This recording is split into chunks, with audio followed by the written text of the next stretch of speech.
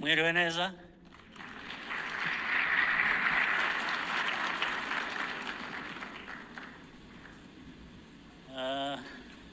Niba ndi buvuge rure. Yes, Igifaransa, Icyongereza.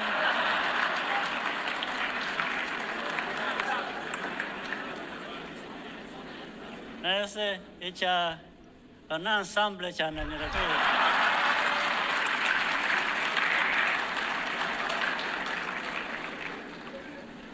Louise a dit qu'on est ensemble.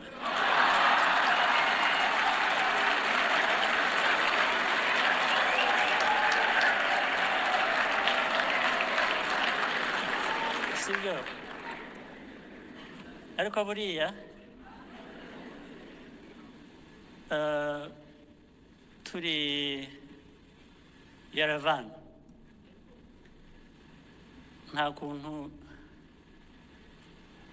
Louise yajyaga gutsinda ngo anyuremo usibye abamushyigikiye yavugaga ni jye wamuranze.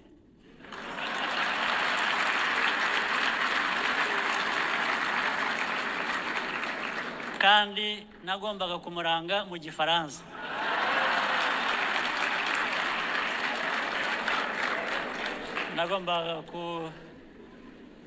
Nagombye kuvuga amavo n'amavuko ye mu Gifaransa.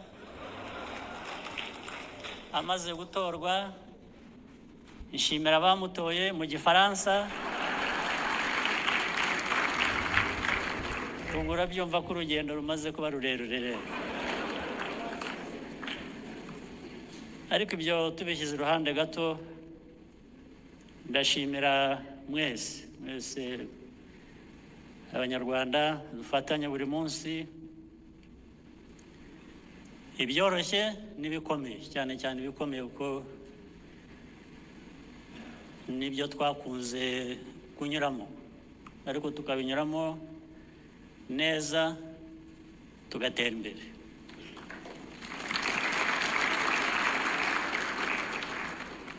Nibi tuvuga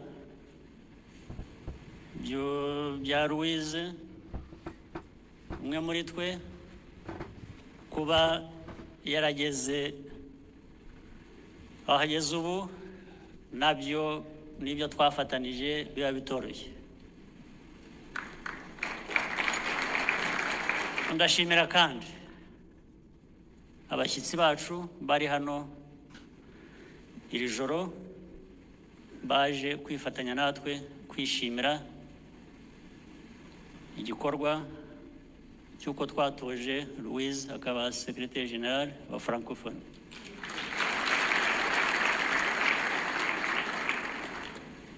Barahari abaminisitiri b'ububanyi n'amahanga b'ibihugu bya Afurika, bamwe bashoboye kuza hano, hari abandi ku zindi nzego bahagarariye ibihugu byabo bitandukanye byo muri Francophonie ndetse n'ibitari muri Francophonie ariko by'inshuti z'u Rwanda, bagiye bafasha no mu bundi buryo nk'inshuti nyine. Nabo ndabashimira bose bari hano, abari hano ndabashimira cyane. Ngira ngo bavuzwe cyangwa se baraza kuvugwa, bababwiye n'amazina y'abari hano, ariko nagira ngo mperaho mbashimire. Ntabwo nakwibagirwa gushimira bagenzi banjye, abayobozi b'ibihugu bya Afurika, byaba ibihugu bya Francophonie cyangwa se ibindi bihugu bitari muri Francophonie ariko ibihugu bya Afurika. Abayobozi dukoranye byinshi, turizerana, baranyizera, ndabizera. Ni nacyo cyatumye bishoboka ko iki gikorwa cyo gutora Louise ngo abe umuyobozi wa Francophonie gishoboka.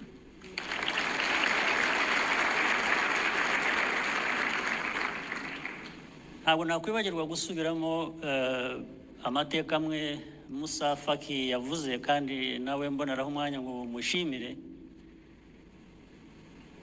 kuko nkuko yabivuze ndagira ibyo nongeraho yarafashije nkuko yabivuze ngiye bamaze kumbwira ko hari abifuje ko Louise Minister icyo gihe wacu wa Foreign Affairs yaba Secretary General wa Francophonie ko ariko nyine mu busanzwe ntabwo kuba Secretary General wa Francophonie ntabwo ari appointment baho umuntu gusa ngo tukugize iki ngiki binyura mu matora. So abantu bamaze kumbwira batari ko Louise Minister wa Foreign Affairs w'igihugu cyawe wamuduha tukamugira umukandida bikanyura mu matora nk'uko bigomba kugenda akaba yatubera Secretary General wa Francophonie kubera ko afite amahirwe. Mu by'ukuri bigitangira gihe ntabwo nabyumvaga, sinumvaga n'impamvu, sinumvaga uko bije, ariko ngerageza gushakisha ngo mbyumve, ngeze aho ntangira kugira ibyo mbona kibiteye, numva ko atari kibi, ariko sinumve, nabanje kutumva impamvu. Bwa kabiri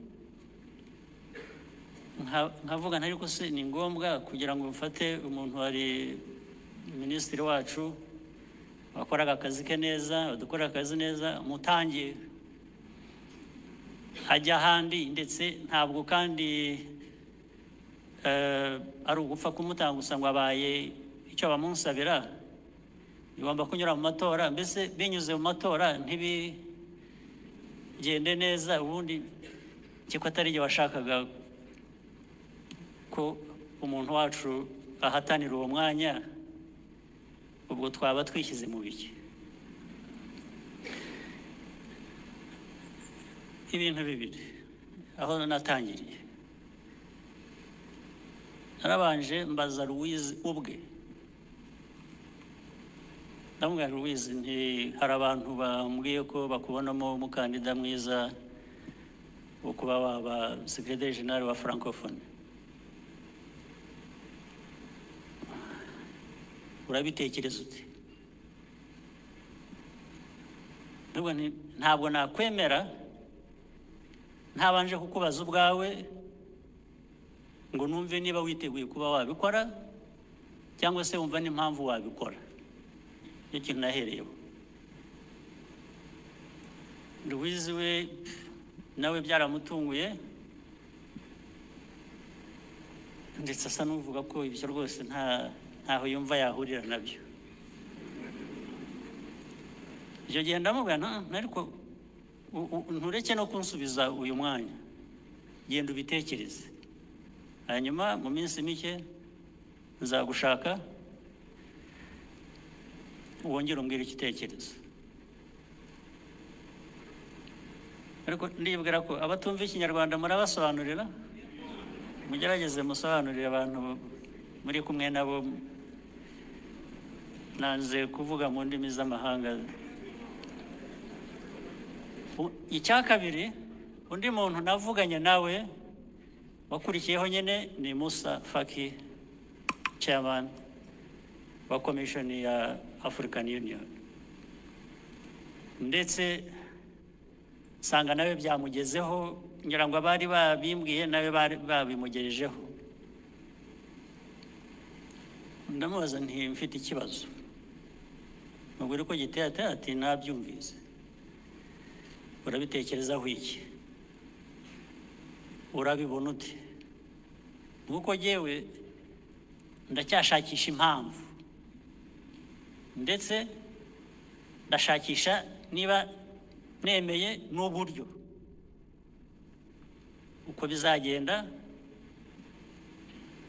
Rwose ikiganiro twagiranye yatumye numva neza impamvu kandi bituma nemera muri jye ntegereje ko Louise nawe ubwe yemera nk'uzabikora n'ubundi. Ntabwo nakoresha umuntu ikintu nk'icyo ku gahato keretse abanza akakira. Ibintu rero byageze aho birihuta tubyumva kimwe, noneho tujya mu buryo bikwiriye gukora, aba ari byo tujyamo. Reka nkubwire rero iminsi yakurikiye uko ibintu mu mutwe wanjye no muri jye byihuse kubyumva no kubishyigikira no kubikurikirana no gushakisha imbaraga mu bandi dushobore kunyuzamo Louise. Icyambere maze kumva ibyo Musa Faki amaze kunsobanurira tubyumvikanyeho, numva umurongo usobanutse, numva ndetse hazavamo n'ibindi birenze ko Louise agiye kuba Secretary General wa Francophonie gusa, bifite uko byongera imbaraga mu mibanire yacu n'ibindi bihugu, cyane cyane ibihugu bivuga igifaransa ndetse birimo n'ubufaransa ubwabyo.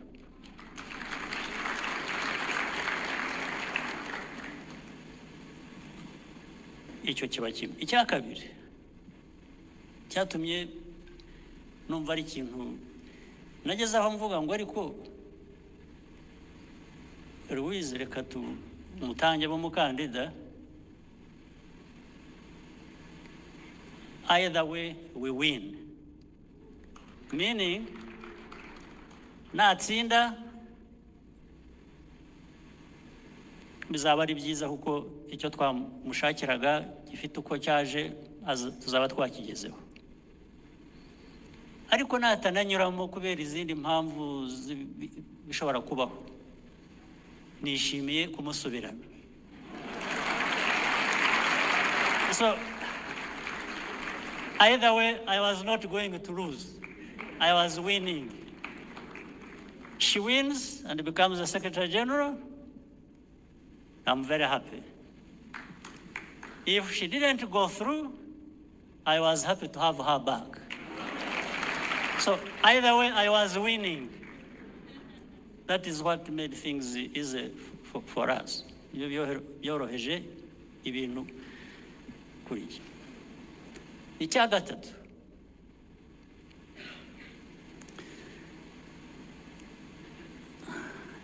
there have been a few occasions a few events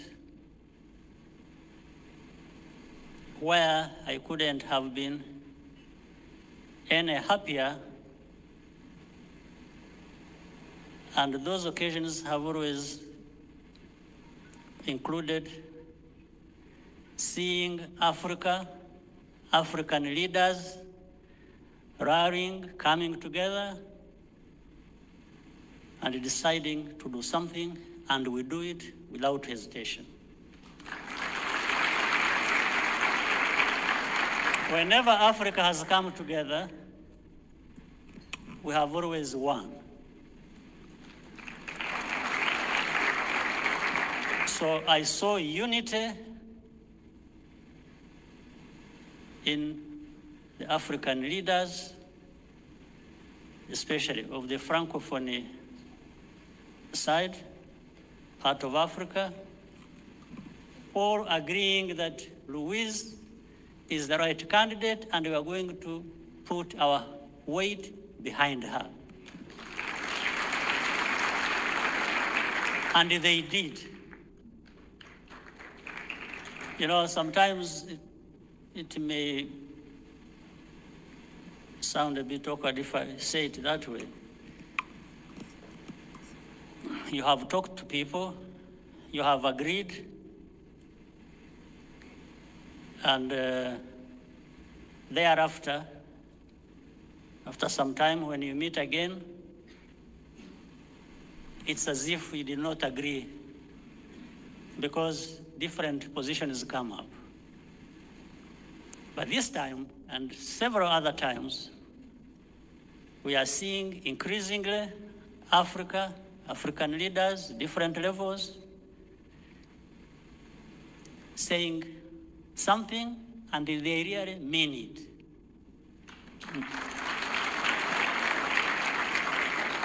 Sometimes you have heard people who say something and you are not sure whether they mean it. So I can't be any happier than seeing people saying something and they mean it. In the case of Louise, the leaders who were involved supported her. They said they supported her, and they meant it.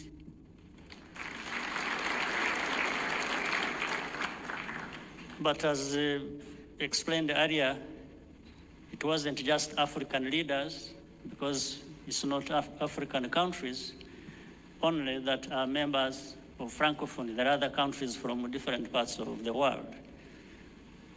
And in fact, in most cases, those leaders, and that's how it has played out most of the time,